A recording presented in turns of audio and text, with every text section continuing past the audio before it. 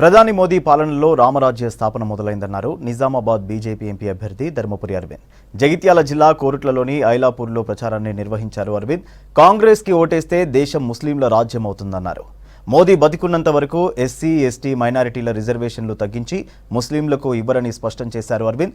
BJP పార్టీకి ఓటేసి ప్రధాని మోదీని మూడోసారి ప్రధానిని చేయాలని కోరారు అరవింద్. మోడీ పానమున్నంత వరకు ఎస్సీ, ఎస్టీ, బీసీల రిజర్వేషన్ తీసేసి తుర్కోలకు ఇచ్చేదే లేదని చెప్పిండు. వాళ్ళ రిజర్వేషన్ తక్కువ కానీ అన్నాడు ఆయన బతుకున్నంత కాలం. నువ్వు ముఖ్యమంత్రి గుడ్లు మోసుడేందా సభల? ఆ ముఖ్యమంత్రి లెక్కున్నాడు ఆయన పక్కకి. సరే, ఈ ముఖ్యమంత్రి అంటే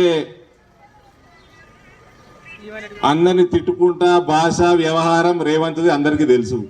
ఈ పెద్ద మనిషికి ఏందని ఆయన కూడా గుడ్లు పోస్తున్నాడు. ఈ 75 సంవత్సరాలు జీవన్ రెడ్డి కూడా గుడ్లు పోస్తాడా? పక్కకు చెప్పాలా రేవంత్ రెడ్డికి? ఏమైనా నువ్వు ముఖ్యమంత్రి అయినా మర్చిపోయినావా అని చెప్పాలనా? చెప్పుడు పోయి ఈయన కూడా గుడ్లు పోస్తున్నాడు. మీకు లోన్లున్నాయా అమ్మ? మహిళా సంఘాలకు లోన్లున్నాయా? ఆ లోను ప్రతి రూపాయి నరేంద్ర మోడీ ఇచ్చిండు.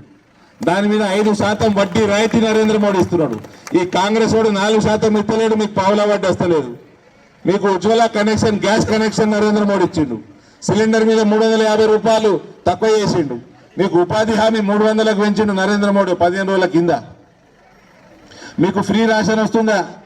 ఫ్రీ రేషన్ 4 ఏళ్ల నుంచి ఫ్రీగా వస్తున్నది కదా, ఇంకా 5 ఏళ్ళు ఫ్రీ ఇస్తున్నాడు నరేంద్ర మోడీ. ఇంకా మీ మహిళా సంఘాలు ఇంకా ఆమ్దాని పెరగాలని రైతులు మందులు పిచికారీ చేసుడు, యూరియా జల్లుడు, ఇవన్నీ డ్రోన్లతో చేపిస్తారు. ఆ డ్రోన్లన్నీ మీ మహిళా సంఘాలకు ఇస్తారట. చిన్న గాలిమోట